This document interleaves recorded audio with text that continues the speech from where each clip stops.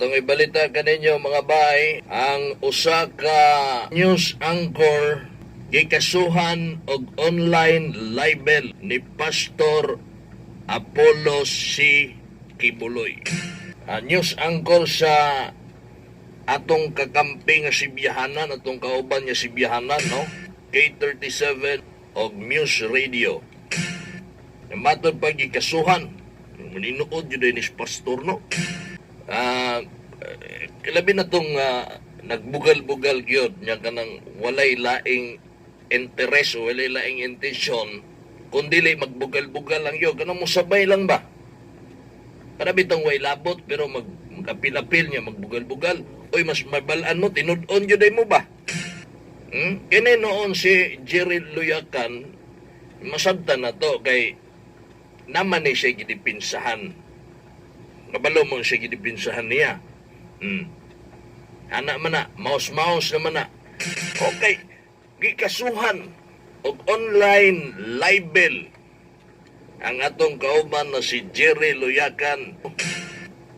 Na, penalty ani. Upat mga nasa kuan ni.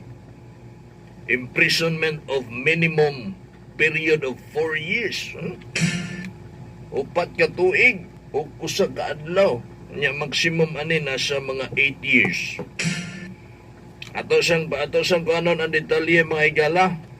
Basaon na nako ang details. Si Mike sa Runda Probinsya.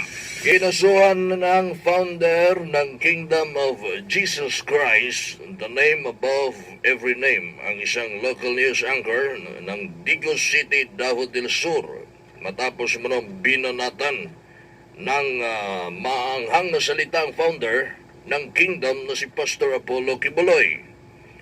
Ang nasabing radio anchor na kilalang si Jerry Luyakan, 26 years old, at residente ng Purok 7, Barangay Poblacion Sulop, Davao del Sur. Nagaharap sa kasong online libel si Yakan under Sect 4, Paragraph 4 of Republic Act 10175 o mas kilalang Cybercrime Prevention Act of 2012. Nag-ugat ang reklamo ni Kibuloy matapos walang puknat na banat sa radio at local TV channel sa Digos City. Gamit umano ang maanghang na pananalita laban sa pastor. Kinumpirma mismo ni Jerry Luyakan kanina. Aniyay sa kanyang panayam, natanggap ang subpoena mula sa Office of the City Prosecutor sa Island Garden City of Samal, kung saan doon isinampa ang nasabing kaso. Nakahanda naman si Yakan harapin ang kasong kanyang kinasasangkutan at sa katunayan nakahanda ang kanyang legal team para sa kanyang kontrasalaysay.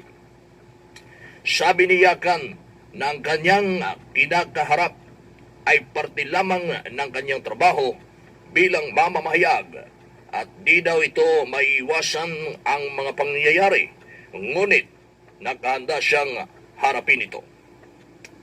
Kung matatandaan, nakilala si Yakan sa Davao del Sur bilang isang hard-hitting anchor at isa sa kanyang tinatalakay na isyu ay ang Kappa Community Ministry International Incorporated, kung saan kilala siya bilang Kappa Defender.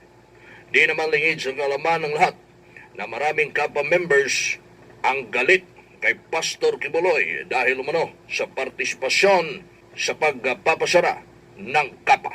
Sa ngayon, nananawagan ng isang dasal si Yakan mula sa kanyang mga taga-suporta para malapasan ang nasabing kaso.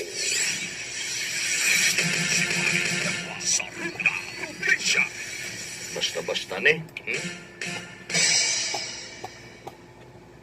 Nailhan man gud ni si Yakan na usa ka Kappa Defender. Kabalo naman mo na, kabalo naman tana. Sa akong observation ani, kung kaniadto daghan nig followers ni si Jerry og pag-abot ni ning Kappa midaghan pagyod og pag-abot sa ingani ang sugilanon nga naabot sa kapa nga nahimo siyang depensador or usa diri sa Davao del Sur, usa sa mga frontliner nga may depensa sa kapa, og tungod niya na mas nagkabaga ang iyahang mga supporters og mga followers. Nga naman, siyempre, katong mga followers nga dili makaharong sa pagsulti, makapagawa silang gibati, mas may nang iagi sa kahanginan, dito nila ipadangat ng Jerry. Di ba? So kung unsa ang banat ni Jerry ngadto sa kampo ni Kibuloy, ganahan kaya mga miyembro, labi na itong mga nakadonate ug murag dako-dako gyud. Sige, kada! Sige pa! Banatin na, Jerry! Kada, lago kayo na!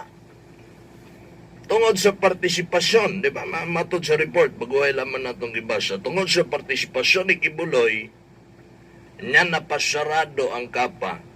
Kaya gi-question pa manggod niya ni kang President Duterte so sa ka-interview niya ini sa usa ka programa ni Pastor Kibuloy. Gi-appeal pa niya question. Ang pangutana sa kadaghanang miyembro nga kadaghay problema sa Pilipinas, Pastor, nga pwede na magpangutana sa Presidente. Bakit yun pang kapa? Tanawa si President Duterte napasubo. Di ba?